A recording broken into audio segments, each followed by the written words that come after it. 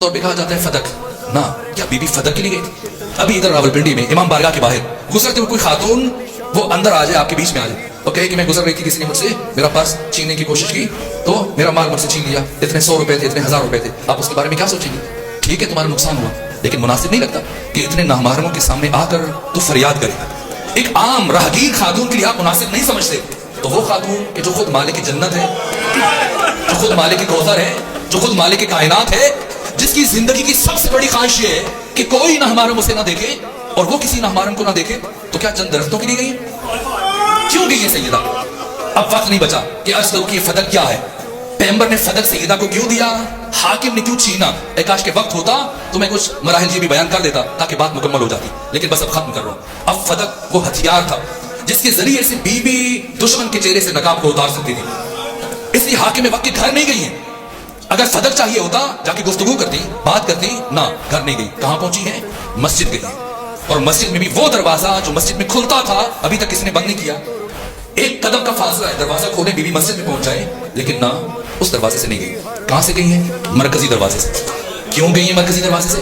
وہ be be جو یہ چاہتی تھی کہ کوئی نہ ہمارم نہ دیکھے، آج خود چاہتی ہے سب کو پتا چل جائے کہ نبی زادی آج گھر سے باہر آ رہی ہے۔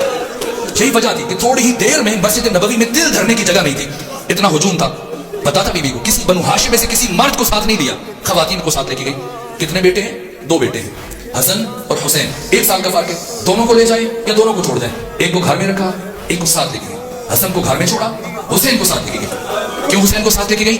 اس لیے ساتھ لے کے گئی کہ جس حسین کے آنے پر حامل حدیث اور صاحب حدیث ممبر سے نیچے اتر آیا کرتے تھے، اس حسین کی موجودگی میں حاکم وقت کسی جھوٹی حدیث کا سہارا لینے کی کوشش نہ کرے۔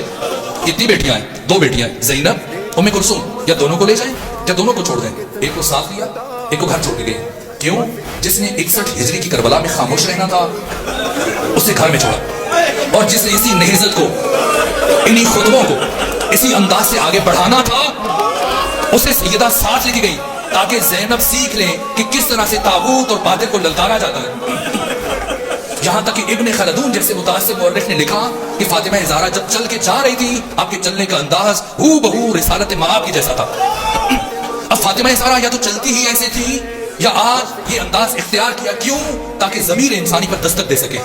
اور پھر بی بی پہنچی، پتا تھا آج مجھ کو بیٹھنے کے لیے جگہ نہیں دے گی۔ ایک خاتون کے لیے نامحرموں کے درمیان کھڑے ہو کے خطبہ دینا مشکل مرحلہ ہوتا ہے، تو ساتھ اپنی نشست کا انتظام کر لیتی، گھر سے لے کے چلی جاتی، لیکن نہ کھڑے ہو، یہ معمولی بات نہیں ہے۔ جتنا جس کا احساس بلند ہوتا ہے اس کی مصیبت اتنی بلند ہوتی ہے۔